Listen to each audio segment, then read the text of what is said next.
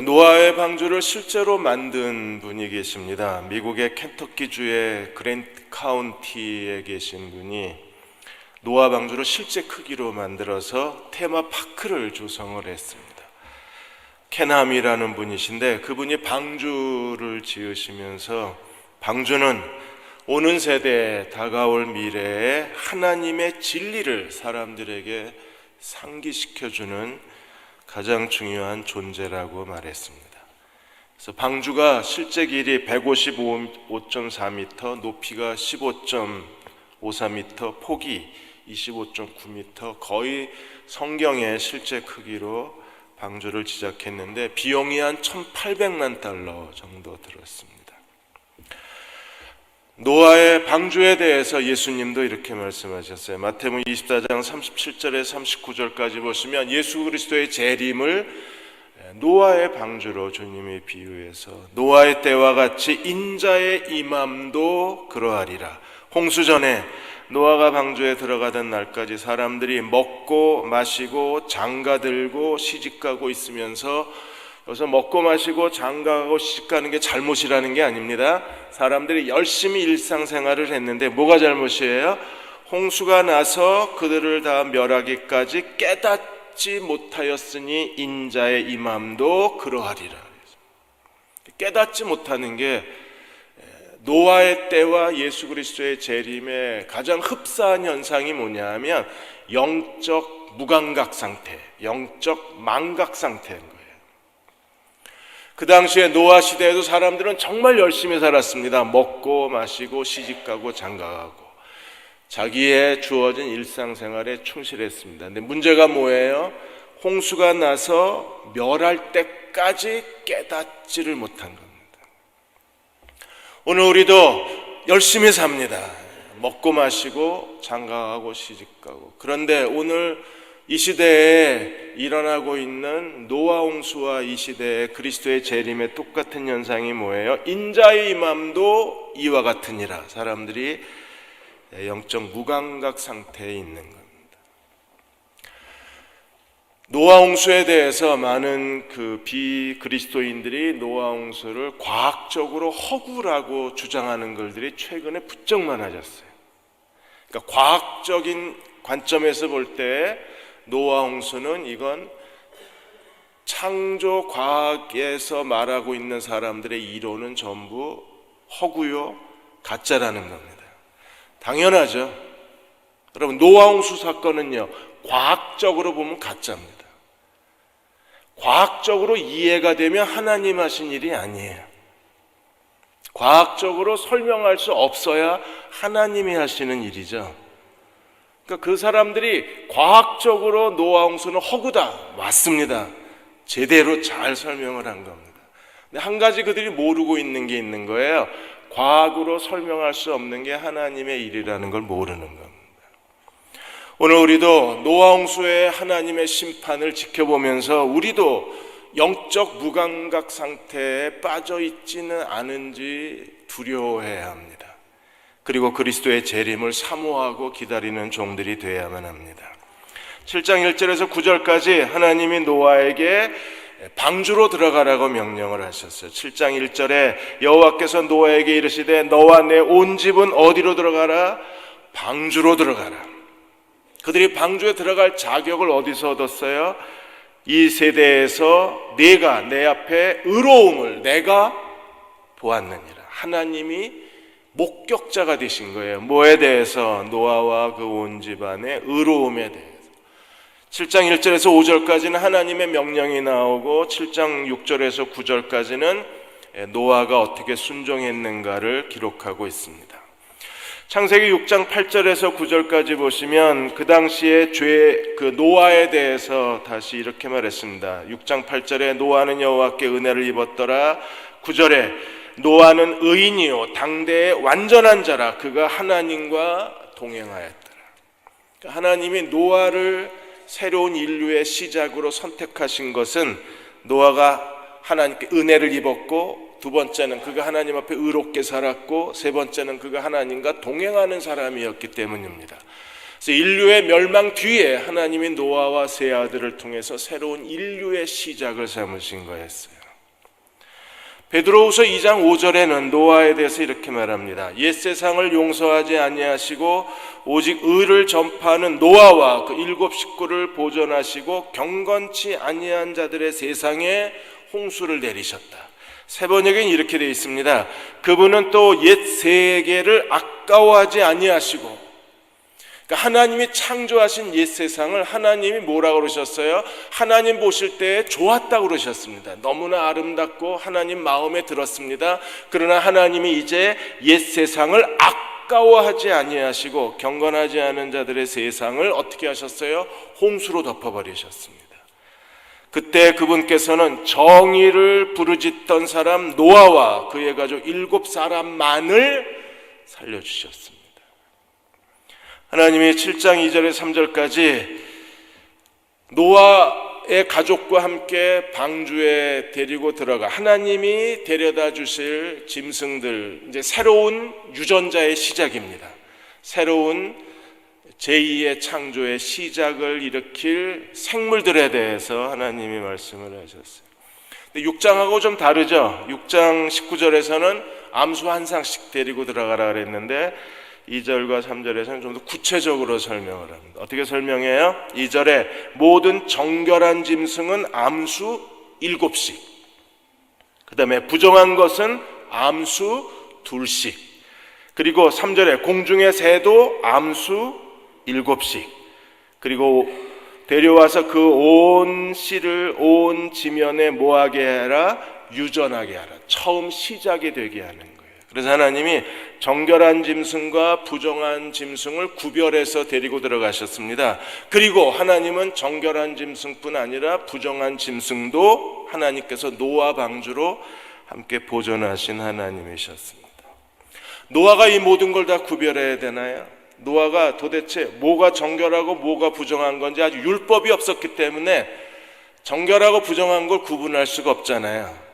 멸우치는 부정하고 돼지고기도 부정하고 비늘이 없는 장어, 여러분 좋아하시는 여름의 별미 장어도 부정하고, 이런 거는요 노아가 아직 기준이 없어요. 근데 누가 이걸 하나님이 구별하실 수 있어요? 하나님이 구별해서 노아에게 데리고 오셨고, 하나님이 데려오신 짐승들을 노아는 방주에 태운 거예요. 그러니까 하나님의 노아 홍수의 이 종족을 모든 생물들에 대해서 포유류, 조류, 파충류, 양서류를 하나님이 보존하셨는데, 오늘날 살고 있는 그 포유류 숫자가 대략 한 3,500종 정도 됩니다.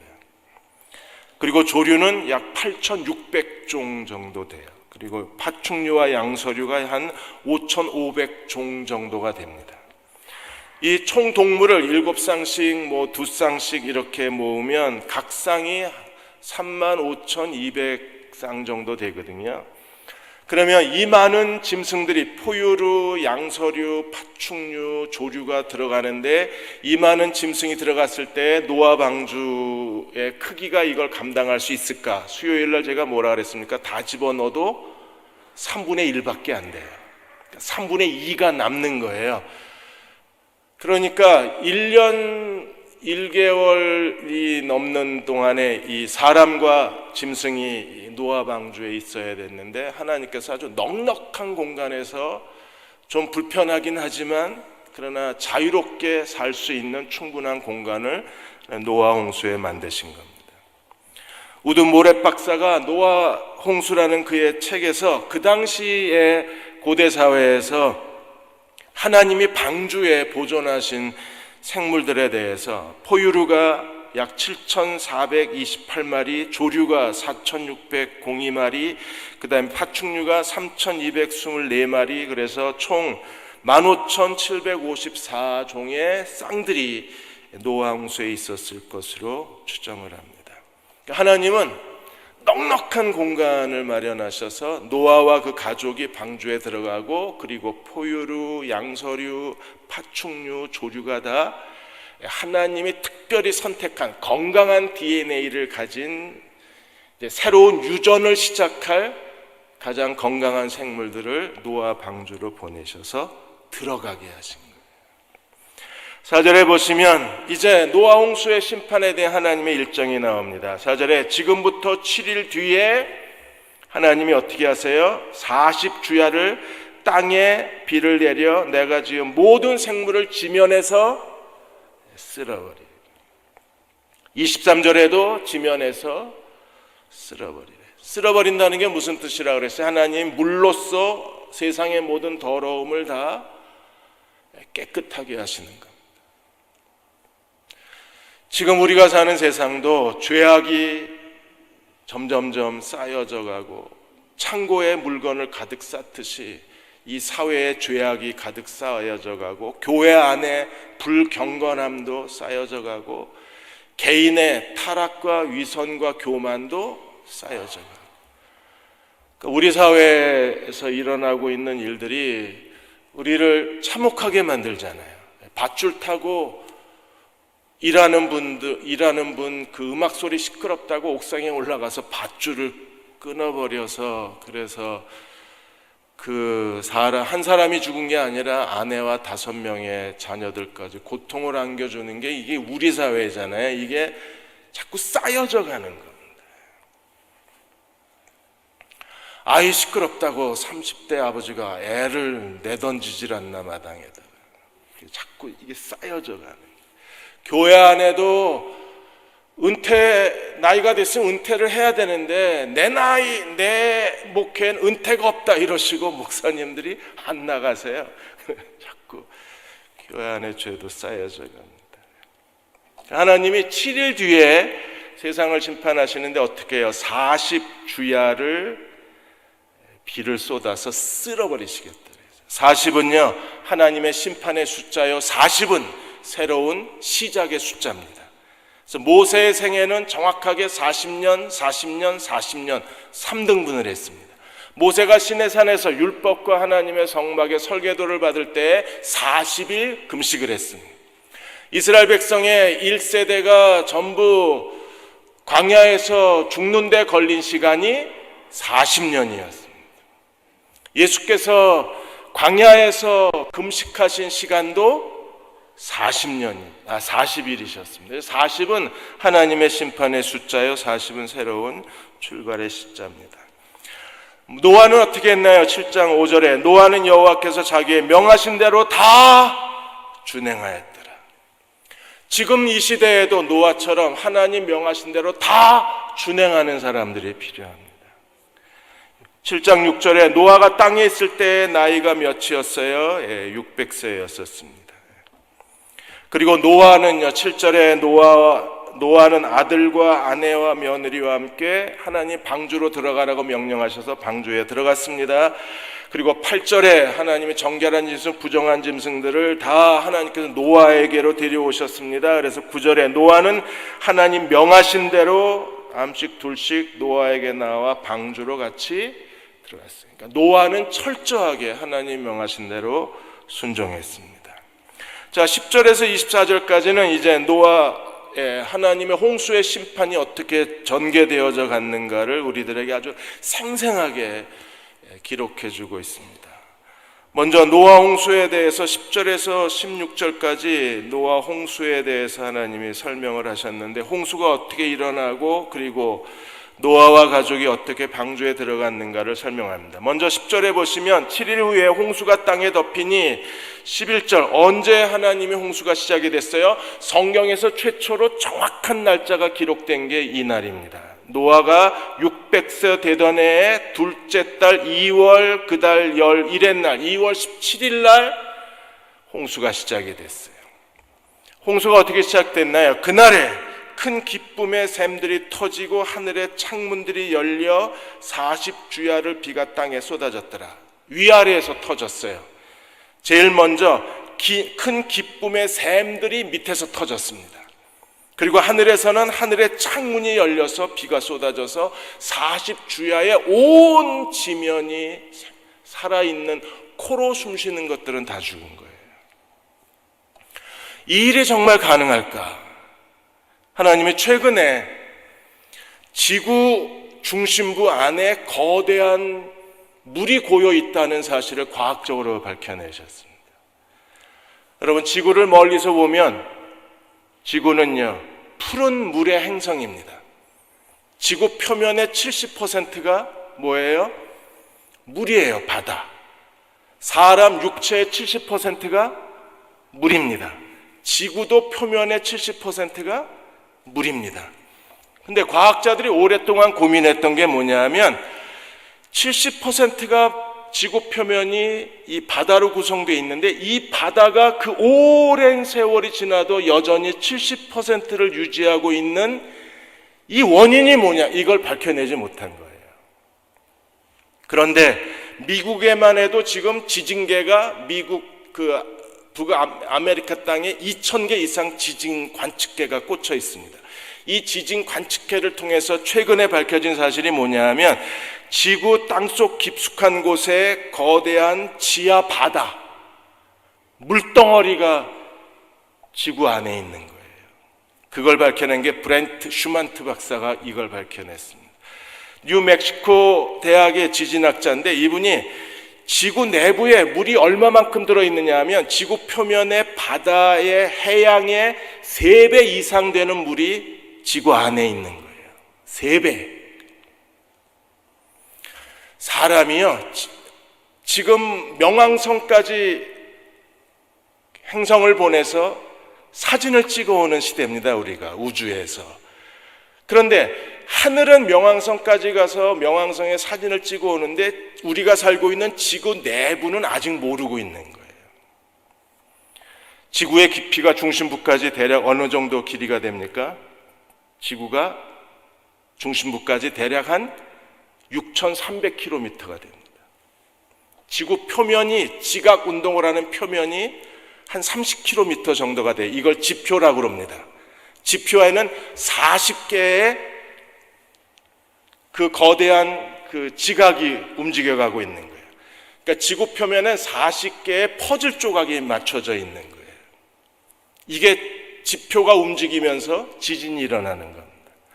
그럼 인류가 지금까지 땅을 구멍을 뚫었으면 땅 속에 구멍을 뚫은 게 제일 많이 뚫은 게 몇 킬로미터나 뚫었을까요? 3km요. 지구 중심부는 6,300km인데 지금까지 드릴로 구멍을 뚫은 게 3km. 그러니까 우리가 살고 있는 지구를 전혀 모르고 있는 겁니다. 하나님이 이 지구 안에 거대한 신비를 가두어 두셨는데 지구 내부에 해양의 바닷물의 3배가 되는 물이 그 안에 저장이 되어 있는 겁니다. 그게 지하 410km에서 한 660km의 지구가 그 물이 고여 있는데 이게 그 높은 압력과 고열 때문에 우리가 아는 그 물의 형태로 되어 있는 게 아니라 이게 암석에 녹아 있어요. 이 물 자체가. 암석에 녹아서 지구 내부에 공존하고 있는 겁니다. 그리고 하나님께서 땅을 여시고 땅에서 물이 뿜어져 나왔으니까 바닷물의 3배가 쏟아져 나왔다고 생각을 해보세요. 그리고 하나님의 천지를 만드실 때 지구를 궁창 위의 물과 궁창 아래의 물로 나누셨잖아요. 그러니까 우리가 아는 이 궁창에 어마어마한 물덩어리가 있고 또 우리 사는 지구에 대략 70%가 물이고 그리고 지구 속에는 그보다 3배의 양이 물이 들어있는 거예요. 하나님 물로 심판하실 수밖에 없어요. 왜? 지구 위에도 물덩어리, 지구 속에도 물덩어리, 거대한 물덩어리가 있고 지표면 자체가 거대한 물덩어리였기 때문에 과학이 발달할수록 지구의 신비가 하나씩 하나씩 드러나고 있는 거예요. 그래서 12절에 보시면 40주야에 비가 쏟아졌는데 비만 쏟아진 게 아니라 밑에서 솟구치고 위에서 쏟아지고 그래서 인류의 멸망이 오는 거예요. 13절에서 16절까지 노아는 어떻게 했나요? 13절에 다시 한번 노아와 그의 아들 셈, 함, 야벳과 노아의 아내와 세 며느리가 8명이 전부 어디로 들어갔어요? 방주로 들어갔습니다. 그리고 15절에 무릇 생명의 기운이 있는 모든 육체가, 모든 짐승의 육체가 둘씩 노아에게 나와 어디로 들어가요? 방주로 들어갔습니다. 그리고 16절 들어간 것들은 모든 것이 다 암수라. 사람도 암수로 들어가고 짐승도 다 암수가 들어가요. 명하신 대로 들어가며 여호와께서 들여보내시고 문을 닫아버리셨습니다. 심판하시는 하나님이 우리의 구원자가 되신 거예요. 그러니까 하나님이 노아 방주의 문은 누가 닫으셨어요? 하나님이 닫으신 겁니다. 언젠가 하나님께서 또 한 번 방주의 문을 닫으시는 그날이 인류의 마지막 심판의 날이요 멸망의 날이 될 수밖에 없는 거예요. 17절에서 24절까지 40주야의 물이 넘쳤는데 물이 어떻게 세상에 심판을 가져왔는가를 땅 위에라는 말이 8번 나오고요, 물이 불어났다는 말이 5번이나 나와요. 여러분 7장 17절에 보시면 홍수가 땅에 40일 동안 계속된지라 물이 어떻게 됐어요? 많아져서 방주가 떠올랐습니다. 18절 물이 더 많아져서 땅에 넘치자 방주가 물 위에 떠다니기를 시작했어요. 그리고 19절 물이 더욱 넘치자 어떤 일이 벌어졌습니까? 천하의 높은 산이 다 잠겨버렸습니다.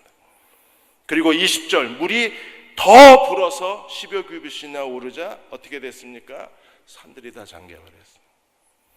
그러니까 하나님이 물이 불어나고 더 불어나고 더 불어나서 천하의 모든 산들이 다 잠겨버렸어요. 천하의 모든 산들이 에베레스트 산, 대전에 있는 무슨 계룡산 다 잠겨버리면 살아남는 게 없죠. 그래서 물이 점점 불어나는 현상을 우리에게 보여주셨어요. 산들이 잠겼다는 말이 2번 반복이 됐습니다. 산들이 잠겼다는 말이 2번 반복이 된 것은요, 뭘 의미합니까? 살아남은 사람이 하나도 없다는 거예요. 그래서 21절에 땅 위에 움직이는 생물이 다 죽었으니 곧 새와 가축과 들짐승과 땅에 기는 모든 것과 모든 사람이라. 22절 육지에 있어 그 코에 생명의 기운이 숨어 있는 것, 숨이 호흡하는 것은 어떻게 됐어요? 다 죽었더라. 하나님의 심판이 정말 무서운 겁니다. 하나님 보시기에 아름다웠던 그 세상은요, 이 거대한 홍수의 심판으로 인해서 완전히 죽음의 땅이 되고 멸망의 땅이 되어버리고 만 거예요. 창세기 3장이 떠오른다 그랬습니다. 왜요? 에덴 동산 안에는 구원이 있고 생명이 있지만 에덴 동산 바깥에는 저주와 심판이 있는 거예요. 방주 안에는 구원과 생명과 은혜가 있지만 방주 바깥은요, 심판과 저주와 멸망만 있는 겁니다. 그러니까 오늘 우리도 이 하나님의 구원의 방주를 준비하고 오늘 우리도 이 방주 안에 있어야 재앙을 피하지, 방주 바깥에 있으면 누구도 재앙을 피할 수가 없어요. 왜? 모든 높은 봉우리까지 심판의 물이 뒤엉켜버리고 거친 물결이 휩싸였기 때문에 살아남은 사람이 아무도 없는 겁니다. 누구만 살았어요? 23절에 지면의 모든 생물을 쓸어버리시니 곧 사람과 가축과 기는 것과 공중의 새까지라 이들은 땅에서 쓸어버림을 당하였으니. 그래서 하나님이 쓸어버린다는 말을 3번째 반복하시는 거예요. 하나님이 4절에 쓸어버리신다, 23절에 쓸어버리셨다, 그리고 땅에서 쓸어버리셨다. 그런데 누구만 남았습니까? 노아와 함께 방주에 있던 자들만 남은 거예요. 방주에 있는 자들만 남고 나머지는요 다 죽은 겁니다. 그러니까 불경건했던 사람들이 다 멸망을 당하고 오직 하나님의 은혜를 입은 노아만 살아남은 거예요. 그리고 24절에 물이 150일 동안 머물렀다고 했습니다. 여러분 에스겔의 상징적 행위 기억하시나요? 에스겔 4장에 이스라엘의 심판을 상징하기 위해서 150일 동안 왼쪽으로 누워 있다가 유다의 심판을 상징하기 위해서 다시 오른쪽에 40일 동안 누워 있었어요. 40일, 150일, 노아 홍수도 40일 동안 내리고 땅에 물이 며칠 동안 있었어요? 150일 동안 있었어요. 그리고 노아가 601세 되는 1월 1일 날 땅에 물이 걷히기를 시작했어요. 150일 동안 물이 빠져서, 그리고 나서 땅에 물이 걷히고, 그리고 노아가 601세 되는 2월 27일 날 땅이 완전히 마르고 노아가 방주에서 나와요. 그러니까 150일 동안 물이 있고 다시 150일 동안 물이 빠지고 그리고 다시 40일 기다리고 그리고 노아가 나오는 겁니다. 우리가 하나님 앞에서 이 노아와 세 아들을 통해서 하나님은 옛 세상을 완전히 다 심판해 버리시고 새로운 인류의 시작을 이루어내시는 거예요. 지금까지 인류의 일반적인 진화의 공식이 여러분 초등학교 때부터 이거 배우죠. 오스트랄로피테쿠스가 시작이 돼서 호모 에렉투스, 그 다음에 호모 사피엔스가 인류의 조상이라고 알려져 있습니다. 그런데 2015년 9월에 새로운 인류의 조상이 나왔어요. 남아공의 비트바레스트란 대학교의 연구팀이 새로운 인류의 조상의 유적을 발견해냈습니다. 이 사람의 이름이 호모 날레디. 날레디는 별이라는 뜻입니다. 그래서 지금까지 오스트랄로피테쿠스, 그 다음에 호모 에렉투스, 호모 사피엔스가 인류의 조상이었는데 네 번째 인류의 조상이 나온 거예요. 호모 날레디가 나온 겁니다. 그래서 호모 날레디가 등장함으로 인류가 여러 다양한 인종의 시작이 되었다는 사실을 이제 과학이 입증하기를 시작을 한 거예요. 그러나 우리는 성경에서요, 이건 호모 사피엔스도 아니고 호모 날레리도 아니고, 발음을 잘해야지 날라리가 돼요. 호모 에렉투스도 아니고, 인류의 새로운 시작은요, 노아의 세 아들 셈과 함과 야벳을 통해서 하나님이 새롭게 인류의 시작을 이루어내신 거예요. 그러니까 인류의 이런 고고학적인 인류의 시작을 발표하기 시작한 게 이게 그 인류 진화론이 40년밖에 안 됐어요. 그것도 유전자로 인해서 인류의 진화의 시작을 밝히는 게 10여 년밖에 되지 않았습니다.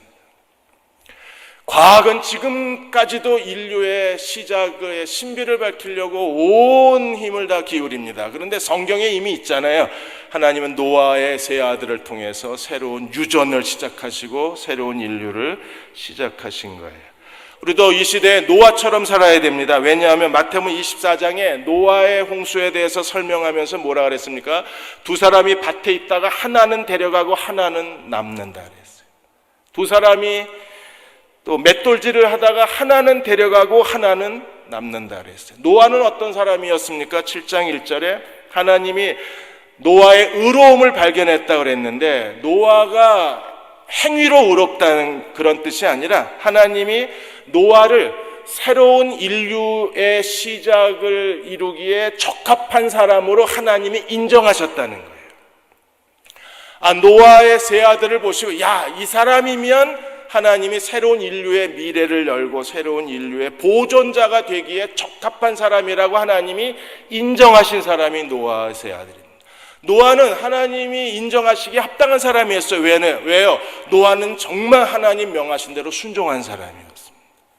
6장 22절에 노아는 여호와가 명하신 대로 순종했습니다. 7장 5절에도 하나님은 노아가 하나님 명하시는 대로 다 준행했던 사람입니다. 오늘 이 시대에 누가 하나님 마음에 합한 사람이 될 수 있어요? 하나님 명하신 대로 순종할 수 있어요. 순종이 거룩이고, 순종이 경건함이고, 순종이 신앙의 깊이고, 순종이 그가 하나님께 얼마만큼 헌신한 사람인가를 보여주는 가장 중요한 거룩의 지표가 하나님 말씀에 대한, 하나님 뜻에 대한, 하나님의 권위에 대한 순종에 있는 거예요. 조덕영 교수는 노아의 방주는 이 시대에 예수 그리스도의 몸으로서의 교회라 그랬습니다. 노아의 방주가 그리스도의 상징입니다. 누구든지 그리스도 안에 있으면 멸망당하지 않고 삽니다. 그래서 노아의 방주는 바로 그리스도의 상징입니다. 그리고 그리스도는 그리스도의 몸인 교회로 이 땅에 계십니다. 그러므로 우리는요, 그의 몸된 교회에 붙어있는 연합된 지체로 살아야 예수 그리스도 안에 있는 사람인 거예요. 사탄이 이걸 알고 지금 교회 안에서 일어나고 있는 가장 무서운 현상이 무엇입니까? 사람들이 그리스도의 몸인 교회 공동체 안에서 환멸을 느끼고 혐오를 느끼고 인간관계의 갈등과 다툼에 지쳐서 사람들이 교회를 떠나요. 최근에 몇 년 동안에 교회 안 나가는 사람들의 숫자가 급격하게 늘어서 지금 거의 한 15% 이상 더 증가가 됩니다. 빠른 속도로 사람들이 교회 안에서 떠나고 있는 거예요. 왜요?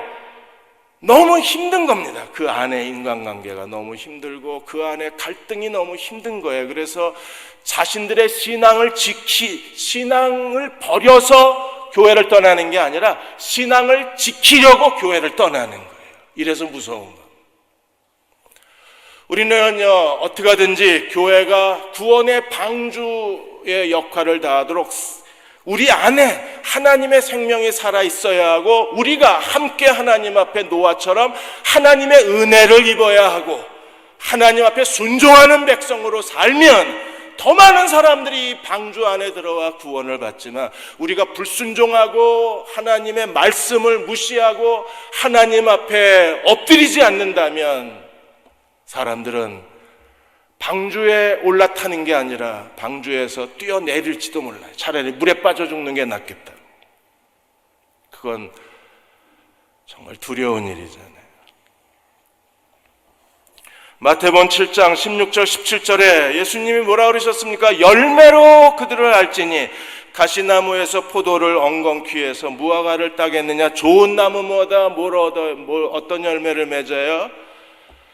아름다운 열매를. 못된 나무는요, 당연히 나쁜 열매. 예수님이 지극히 상식적인 얘기를 합니다. 야, 나무가 좋아야 열매가 아름다워. 우리가 정말 구원받고 그리스도의 십자가에 무릎 꿇은 사람이라면, 성령이 우리 안에 내주하시는 사람이라면 좋은 열매를 맺어야 돼요. 그런데 여러분, 정말 두려운 일이 하나 있습니다. 이 현상이 일어나면 좋은 나무도 아름다운 열매를 못 맺어요. 이 현상이 일어나면. 어떤 거예요? 베드로후서 2장의 말씀입니다. 베드로후서 2장 20절 22절에 이렇게 말했습니다. 만일 그들이 우리 주 대신 그 주 예수 그리스도를 알므로 세상의 더러움을 피한 후에, 예수 그리스도를 알고 세상의 더러움을 피했어요. 그런데 다시 그 중에 얽매이고 지면, 새 번역에는 이렇게 되어 있습니다. 다시 거기에 말려들어서 정복을 당하며, 어디에요? 세상의 더러움에 말려들어서 정복을 당하며 어떤 일이 벌어집니까? 그 나중 형편이 처음보다 더 심하리니 그랬어요. 어떤 사람들은요, 정말 이해가 안 됩니다. 저 사람 왜 저렇게 행동을 하지? 그래도 사회에서, 세상에서 어느 정도 자기가 원하는 삶을 실현하고 공부도 할 만큼 하고 그리고 세상에서 인정받을 만큼 인정받는 사람들인데도 교회 안에만 들어오면 이상해지는 사람들이 있습니다. 왜 그래요? 다시 그 안에 말려들어서, 일단 이게 말려들어서 정복을 당하면 끝이에요. 그 다음에 회복이 잘 안 됩니다. 베드로도 뭐라 그랬어요? 그 나중 형편이 처음보다 더 심하리다. 더 심해진다는 거예요. 언제보다? 예수님을 알기 전보다 이 사람이 더 심해지는 거예요. 알고 나서 다시 얽매이고 정복을 당하게 되면 더 심해진다는 거예요. 그래서 예수 믿는 사람들 중에 정말 심각한 사람들은 왜 그래요? 져서 그래요. 얽매여서 그래요. 그래서 베드로는 뭐라 그랬습니까? 의의 도를 안 후에 받은 거룩한 명령을 저버리는 것보다 의의 도를 안 후에 거룩한 명령을 무시하고 불순종하고 무관심한 것보다 차라리 뭐가 나아요? 모르는 게 더 나아요. 무섭죠? 이게 지금 한국교회 안에서 일어나고 있는 거대한 소용돌이가 지금 베드로후서 2장 이 경고가 지금 한국교회 안에 일어나고 있어요. 목사님들도 멀쩡한 목사님들이 저 사람 왜 저러지 하면 그 사람 차라리 몰랐으면 오히려 더 신사적인 사람, 인격적인 사람인데 알고 나서 세상 더러움에 얽매이고 거기에 빠져들고 거기에 정복을 당하니까 도저히 지금 이해할 수 없는 일들을 하는 거예요. 목사님들도. 저도 언제 그렇게 될지 몰라요. 그래서 베드로는 차라리 모르는 게 더 낫지 않았을까. 이 사람들은 어떤 사람들입니까? 22절에 참된 속담에 이르기를 개가 토하였던 것으로 돌아가고, 토한 걸 자기가 도로 먹는 거랑 똑같은 거예요. 그리고 돼지가 씻었다가 다시 더러운 데 가서 들어눕는 거하고 똑같은 현상이 일어나요. 교회 안에 지금 이미 이 현상이 일어나지. 한국 교회는 이게 이미 유럽 교회를 휩쓸고 미국 교회를 완전히 파괴하고 지금 한국 교회 안에 이 거대한 바이러스가 확산돼 가고 있어서 우리가 정말 하나님 앞에 깨어 근신하여 기도해야 됩니다. 나중 형편이 더 심해지면 이거 어떻게 치유가 안 돼요. 그냥 그대로 그냥 살아야 되는 거예요. 그걸 끌어안고. 그러니까 정말 무서운 겁니다. 옥하는 목사님이 이제 마지막 은퇴를 앞두시고 그 여자 순장반에 들어가서 이런 질문을 했어요. 제자를 만드는 건 제자가 제자를 만드는데, 그러니까 지도자가 예수님을 본받아야 그래야 이제 따르는 사람들을 예수님의 제자로 만들 수 있는데, 이제 그만두는 입장이니까 이제 여자 순장님한테 솔직하게 이렇게 질문을 했어요. 우리가 지난 25년 동안 같이 하나님을 섬겼는데 예수님의 제자가 되려면 예수님의 제자가 필요하다는 말을 여러분들이 귀가 아프도록 들었는데, 이제 여러분들이 내가 그만두니까 나에 대해서 평가를 해줬으면 좋겠다 그러고, 옥하는 목사가 그래도 작은 예수였다라고 인정이 되면 손들어 달라 그랬는데 몇 사람이나 들었을까? 한 사람도 안 들었습니다. 왜냐하면 옥하는 목사님이 하나님 앞에 거짓말하지 마라, 정직하게 있는 그대로 얘기해 주라. 그리고 질문을 한 거예요. 그래도 옥하는 목사가 우리에게는 작은 예수를 보여주신 분이다. 그냥 설교와 가르침뿐 아니라 삶과 인격에서 예수님을 보여줬다고 생각하면 손들어라. 한 사람도 안 들어. 우리는 정말 소망이 없는 겁니다. 옥하는 목사님이 그 정도 평가받았으면 우리는요, 옥하는 목사님이 F학점이면 우리는 트리플 F학점입니다. 그런데 낙제 중에 낙제생일 수밖에 없는. 그런데 옥하는 목사님이 그럴 수밖에 없다. 나는 평생 사람들에게 예수님을 보여주지 못한 죄책감을 갖고 살았는데 그 죄책감이 나를 더 겸손하게 만들었고 그 죄책감이 나를 더 헌신하게 만들었기 때문에 후회는 없다, 감사하다 그랬어요. 근데 사랑의 교회 이분들 진짜 몰인정한 거 아닙니까? 그래도 한 사람 정도는 손 들고 나서 하나님 잘못했습니다, 회개합니다, 거짓말했습니다, 미안합니다 이러면 되잖아요. 그런데 한 사람도 손을 안.